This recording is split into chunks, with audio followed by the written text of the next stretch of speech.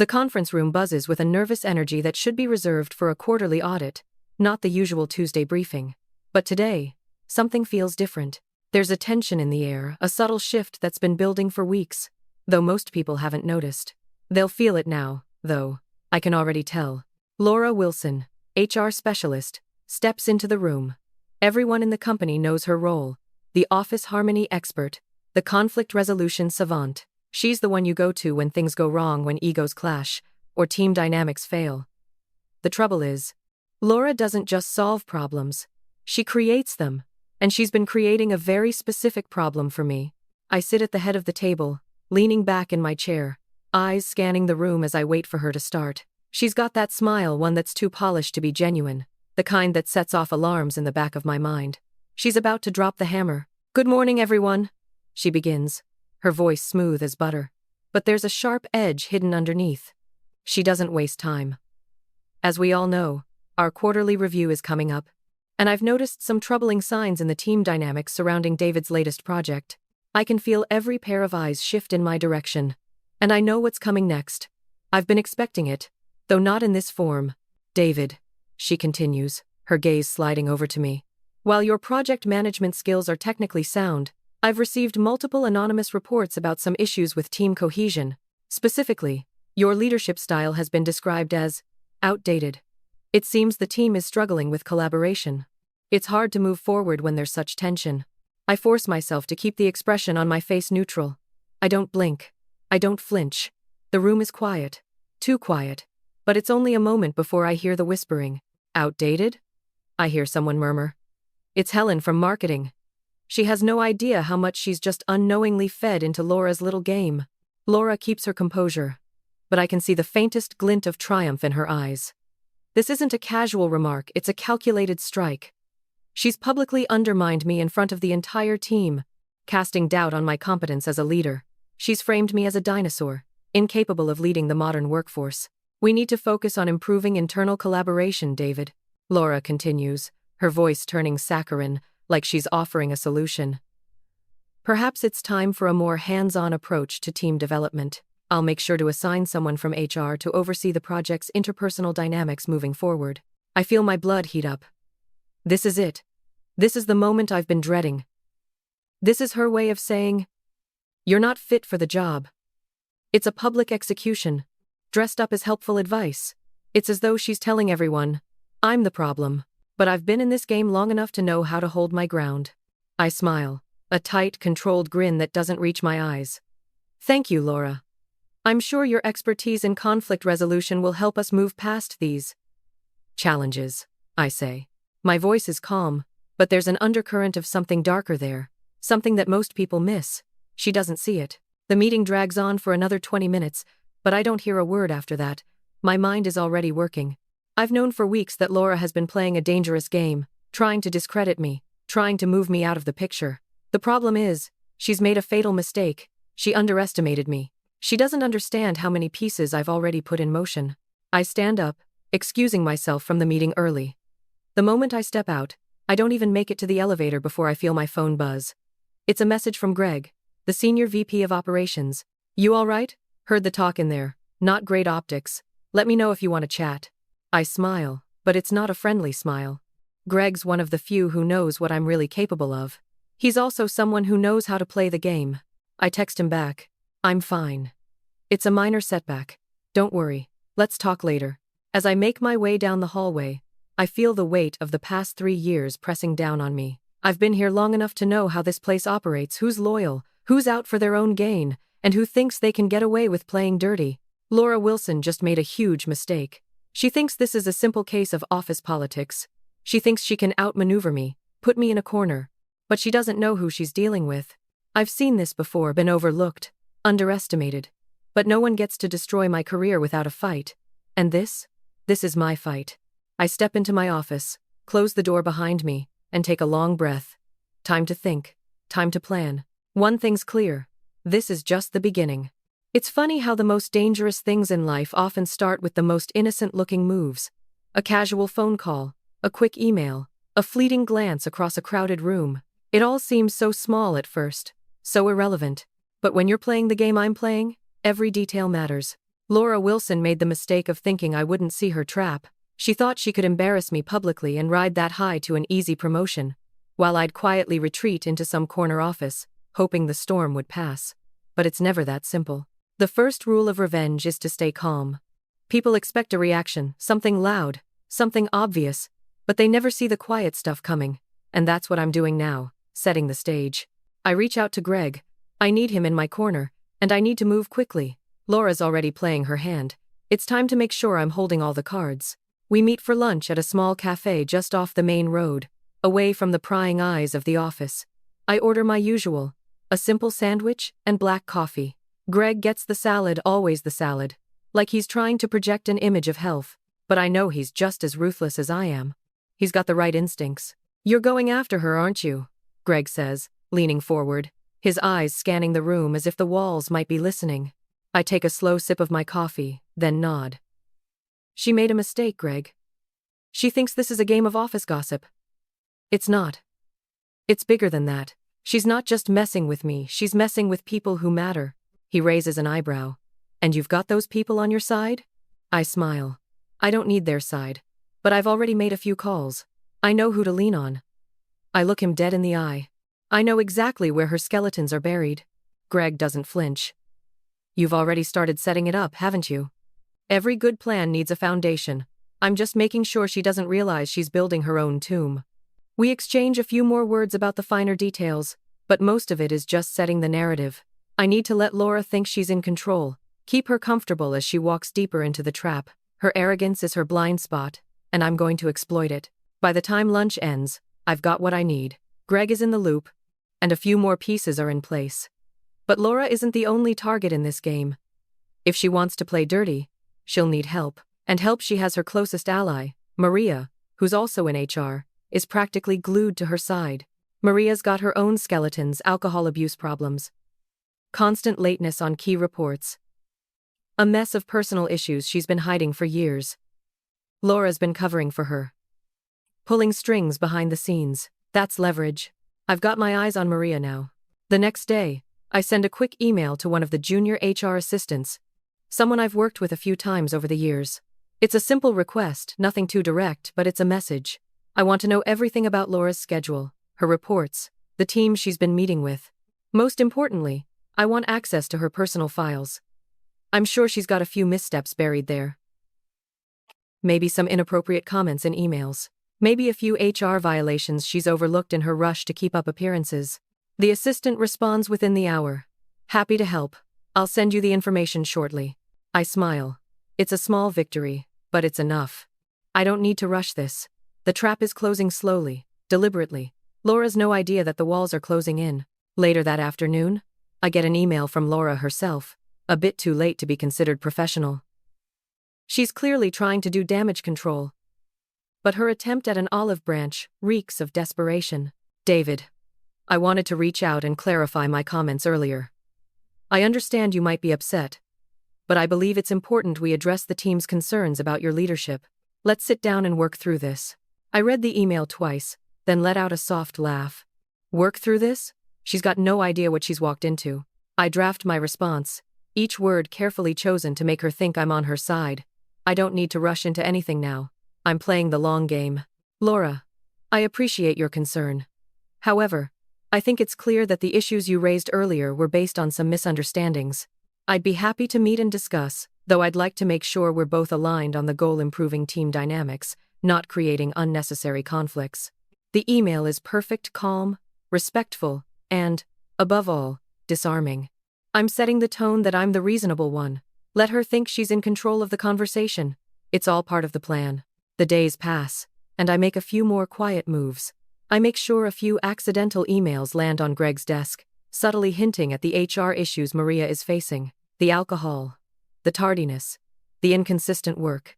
It's all there, just waiting to be noticed. I leave it to him to decide how far he wants to push it. Laura, meanwhile, continues with her campaign, trying to improve team collaboration. I can hear the whispers people are already getting uncomfortable with her. Help! They're starting to question her judgment, and she doesn't even realize it. She's playing the role of the savior, but behind the scenes, she's losing the support she thinks she has. And that's when I make my next move.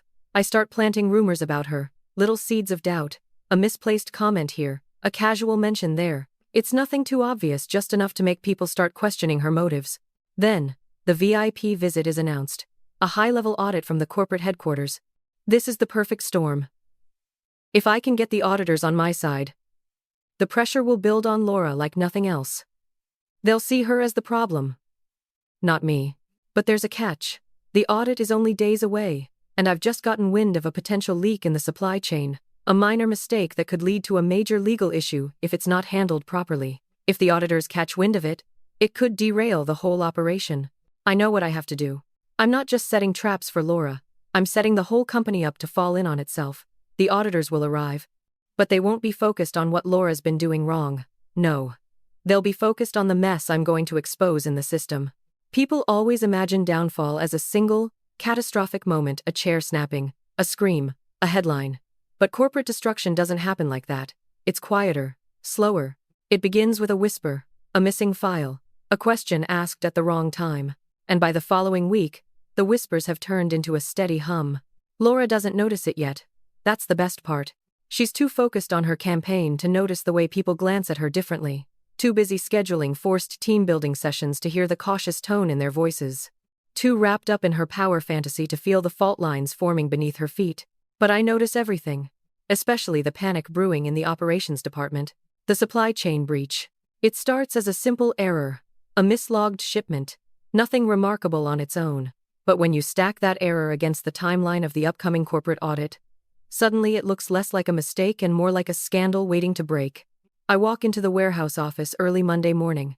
The air smells like dust, coffee, and fear. People talk too fast. Fingers twitch at keyboards. Someone's sweating for no reason other than the sheer stress of existing.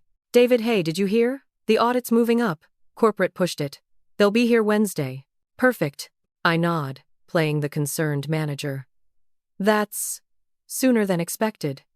The warehouse supervisor flips through a stack of papers with trembling hands. We're missing signatures on the backlog reports. HR was supposed to confirm them. HR, as in, Laura. Oh? I ask quietly. Did Laura's team approve the logs? The supervisor hesitates. Hesitation is guilt's quieter cousin. They said they would. But, no, nothing yet. I exhale through my nose, calm, collected. Inside, I can feel the pieces locking into place. Laura begins to crack. When I get back to the main building, I hear her before I see her. Laura's voice, a brittle, high-pitched edge, slices through the hallway. I told you we need those collaboration surveys finalized before the audit. How hard is that? She's berating one of her HR analysts in the middle of the hallway. Which is ironic, considering she's supposed to be the conflict resolution expert. The analyst looks like he wants to evaporate into dust. I step past them, pretending not to listen, though I savor every word. Laura sees me. Her expression glitches somewhere between forced calm and a trapped animal. David, she says tightly. We need to speak. Of course, I reply. But first, have you checked the supply logs? Operations is waiting on your approvals. That hits her. Hard.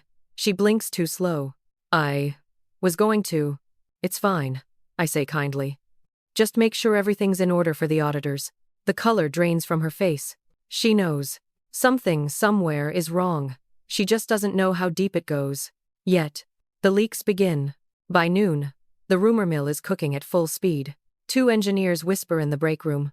I heard Laura lost the team cohesion files. No way. She lives for that stuff. I'm telling you. Greg's furious. Someone messed up big. I stir my coffee slowly, letting their words wash over me like warm rain. I didn't tell Greg anything about the missing files. But I didn't have to. The emails I mistakenly forwarded him made sure he discovered it himself, and Greg is the type who doesn't keep anger quiet. People trust rumors more than facts. Stories spread faster than truth. And Laura is quickly becoming a cautionary tale. The board senses trouble. By mid-afternoon, I get a call. Unknown number. Not unknown to me. I answer. This is David. David, it's Margaret, says the voice on the other end.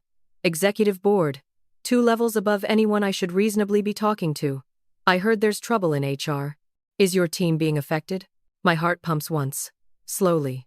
Precisely. Nothing I can't handle, I say. But yes, there are. Inefficiencies. A pause. Are these inefficiencies tied to Laura? I let the silence stretch just long enough. Yes. Thank you. We'll keep an eye on the situation. Click. That's all I needed. The board is watching her now. Laura's meltdown. Near the end of the day, I pass by the HR office just as Laura slams a stack of papers onto her desk. She's pale, sweating, lips pressed so tight they're nearly white. She's on the phone with someone, probably Maria. No, definitely Maria. Just find them, Laura hisses. I don't care where you put them. Find the reports, find the surveys, find the logs. Do you understand me? If the auditors don't have them, we're dead. Her voice cracks on the last word. She's unraveling. The woman who mocked me in front of the whole company is now choking on her own panic. And I'm not even finished. The storm arrives. Wednesday, 7:42 a.m. The corporate audit team rolls into the office like a thundercloud, cold, sharp, and without mercy. Clipboards, badges, unreadable expressions. Their leader, a tall woman named Caroline, shakes my hand firmly. Mr. Martinez, we'll need your department first. Of course, I reply, voice smooth as glass. Caroline glances down her list. We also need HR's documentation for your project. Has Laura prepared the requested materials? I offer a soft, sympathetic sigh. I hope so. It's the truth. I hope she has, but I know she hasn't. As I walk away, I catch sight of Laura at the far end of the hall. She's clutching a stack of papers, eyes wide, lips trembling. She looks like someone who just realized the trap she's been walking into isn't a hallway. It's a tunnel, and it has no exit. They say the walls close in slowly, but it's only when they come crashing down that you realize you were always standing at the center of the storm. Laura Wilson is standing at the eye of hers. The boardroom showdown. By the time Caroline and the auditors are done with HR, I know it's only a matter of time before the hammer falls. I can almost hear the dull thud as the board members begin to piece everything together. The missing reports, the unapproved logs, the lack of coordination, the quiet whispers that have been spreading through the office like wildfire. But what they don't know yet is that I've already prepared the final blow. I've made sure the auditors are given everything they need, every inconsistency, every red flag, and every failed compliance check. And as the morning drags into the early afternoon, I watch as the atmosphere shifts. The tension is thick. It's palpable. Even the janitor cleaning the floors feels it. The boardroom doors swing open. The air is dense with anticipation. And when Caroline steps inside, followed by her team of auditors, the room quiets instantly. Mr. Martinez, she says, her voice crisp. Professional, but with an edge that suggests more than a hint of satisfaction. We've reviewed HR's documents. I force a smile. And? Caroline looks at the board members, Margaret and the others who have been sitting in the back, trying not to show their nervousness. There's a problem, she says. A serious one. HR's documentation for the Martinez project is incomplete. Many of the required compliance reports are missing, and some of the surveys have been tampered with. Laura shifts in her seat, a slight tremor in her hands as she grips the edge of the table. I can feel the weight of the room pressing down on her. And that's not all, Caroline continues, flipping through her folder. We've discovered several discrepancies between the reports submitted by HR and the data we've reviewed. Specifically, there are clear indications of preferential treatment and omissions. There it is. The trap is set. The noose is tightening around Laura's neck, and I can feel the thrill of it. But I don't say a word. I let them speak. I let her hang herself. The silent collapse. The board members exchange glances, their faces a mixture of disbelief and disdain. Laura's panic is growing, but she's trying desperately to keep her composure. She clears her throat, but the sound is too sharp, too forced. This is a misunderstanding, she says, though her voice cracks just slightly. We've been doing everything we can to improve internal collaboration. This isn't what it looks like. There are always some discrepancies, but we were just in the process of addressing them. All the reports were submitted in good faith. But no one's buying it. Good faith? Greg, the senior VP, raises an eyebrow. You've been sitting on these reports for weeks, and now we find out you've been editing them? You've been playing with the numbers, Laura. That is not good faith. Laura opens her mouth, but no words come out. She's too far gone. The damage is done. And she knows it. I lean back in my chair, letting the silence fill the room, watching her unravel. Every shred of her authority is crumbling. And with it, her career. Let's be clear, I say, cutting through the tension like a knife. This isn't just about reports or missing paperwork. Laura Wilson has been mismanaging HR for months. The failure to comply with corporate standards is only the beginning. She's also been manipulating internal conflicts, pitting employees against each other, and creating false narratives to protect her position. I glance over at Laura, my voice calm, almost sympathetic. You've been playing a dangerous game, Laura. But you didn't think anyone would notice, did you? I let the words linger. The truth is, she never thought anyone would dig this deep. She never thought I'd be the one to do it. But I have no intention of letting her off easy. Not after what she did to me. The betrayal in the room. The board members turn toward Laura, their gazes cold, unflinching. One by one, they start asking questions, each more pointed, each more damning, and with every answer she gives, she digs herself deeper. But the final straw comes when Margaret, the head of the board, leans forward, her eyes hard as stone. Laura, she says quietly, you've been a liability. A danger to the company. And to David's team. Laura flinches, but she tries to hold her ground. This is unfair. I've been working tirelessly to resolve conflicts. No, Margaret interrupts, her voice cutting through the air like a blade. You've been working tirelessly to cover up your mistakes, and now you've put the entire company at risk. You will be removed from your position, effective immediately. It's like a punch to the gut. The room goes silent, but only for a moment. Then, the murmur of agreement starts, a ripple spreading from one side to the other. Laura's face flushes red, her breath shallow, like she's struggling to process what's happening. I watch her fall apart in real time, eyes wide, lips trembling as the truth hits her like a freight train. She stands up abruptly, knocking her chair back with a loud clatter. No, you can't, she begins, but the words come out strangled, unconvincing. The sound of her panic is almost satisfying. Laura, I say, my voice calm, almost too calm. It's over. The legal fallout. But it's not just over for Laura. It's over for her on every level. Later, I get a call from HR's legal team.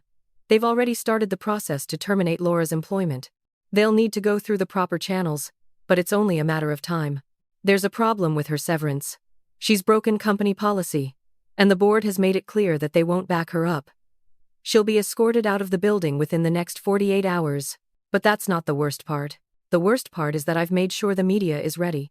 A story is about to hit the press. A story about HR's failures, about mismanagement, about fraudulent reports. And guess whose name will be at the center of it all? The public humiliation. That night, the first article hits the wire.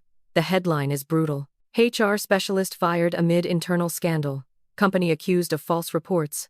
Manipulation. Within hours, the story is everywhere. And then comes the bombshell photos of Laura, in all her carefully curated office harmony glory, plastered across the front pages, her reputation in ruins. The media loves a fall from grace, especially when it's someone who thought they were untouchable. The comments flood in, some sympathetic, but most not. Her career is over, and she doesn't even know how quickly it happened. But I do, and I've been waiting for this moment. It's a strange feeling, winning a war you've already planned down to the last move. When you're in the middle of it, there's always a part of you that worries. You question the timing, the execution, the outcome. But once you've reached the end, once it's all over, the weight of victory is quieter than expected. It's almost as if the tension, the build-up, was more satisfying than the final moment itself. But then again, the final blow? That's where the satisfaction is. That's where everything falls into place. And right now, the final blow is coming. The media frenzy. By the time I step into the office the next morning, the walls feel different. The air is heavy, charged with the electric hum of people whispering, speculating, trying to figure out why they haven't heard from Laura, why she's gone silent. The answer is already in the press. Her termination, the scandal, the mounting evidence of her manipulations. Her name is all over the papers. Her face is in the tabloids. The whispers have become a full-blown chorus. I don't need to look for it. It's everywhere. The elevator doors open, and there's a news story playing on the screen. One of the many updates. HR specialist fired amidst mismanagement scandal. CEO makes immediate statement. I catch the tail end of the broadcast before it switches to an interview with the CEO. Margaret's face fills the screen. The company's new spokesperson, the cleanup crew, after everything hit the fan. She looks composed, calm. But I can see the slight twitch in her eye, the pressure of the situation. She knows the story's not done yet. Laura Wilson's departure was a difficult but necessary step for the company. Margaret says in that perfectly controlled tone. We are taking immediate actions to ensure full transparency, both internally and externally, regarding HR's processes. She's right, of course. It's necessary.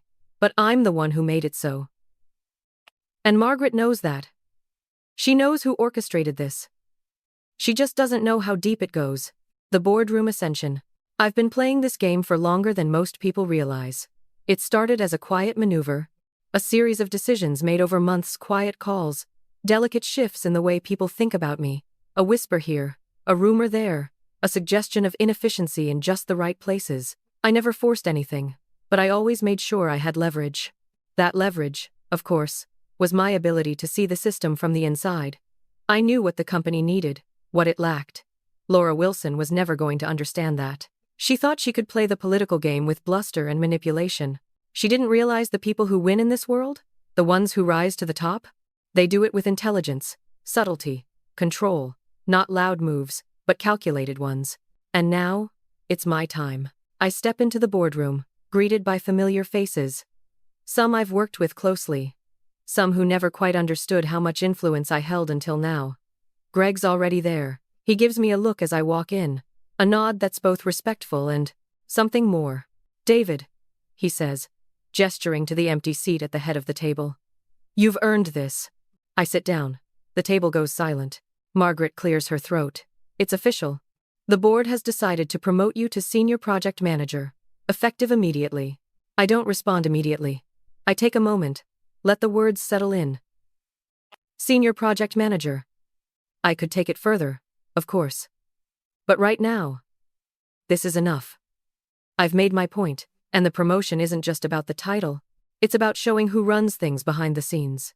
It's about proving that quiet competence is always more dangerous than loud arrogance. The fallout. Laura's not gone yet, not truly. The media circus around her will continue for weeks. The investigations will keep her name in the headlines, and the fallout from her mismanagement will affect the company for months to come. But the worst part is this. She doesn't even know how to fix it. She doesn't have the skills to turn this around. The press release was cold and calculated, too corporate, too polite. No one mentioned the real reasons she was let go. The falsified documents, the personal vendettas, the manipulation of data. No one mentioned her unprofessional behavior, or how she used her position to create divisions within teams. That part of the story stays between the walls of this building, in the confidential notes of those of us who know exactly what happened. The truth is, Laura Wilson did make mistakes. She manipulated systems and people, thinking she could rise by stepping on others. But what she didn't count on was how much I knew. I played the long game, and in the end, it wasn't just the company that benefited, it was me. I get a message from Greg.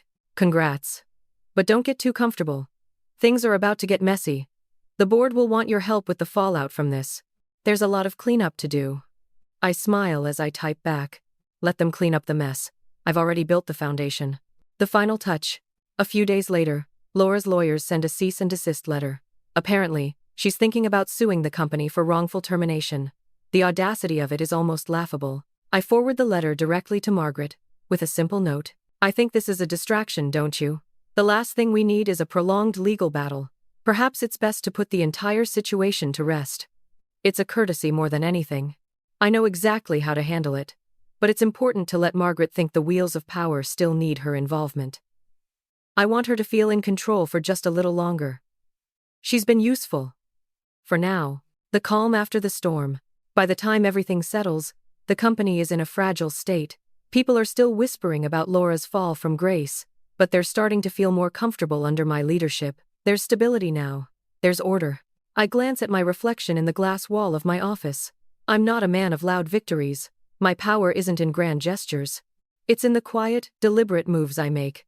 And now, as I look around at the steady rise of my career, I know one thing. This is just the beginning. The final monologue. The game was never about revenge. It was about power. About respect. About showing that even in the murk of corporate politics, those who understand the systems, who can read the room, will always come out on top. Laura Wilson's downfall was just a necessary step in a much larger game. She was a pawn, a mistake I could easily erase. But for me, the real victory isn't in her humiliation. It's in knowing I controlled everything from the shadows.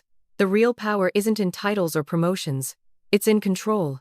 And now, I have it all.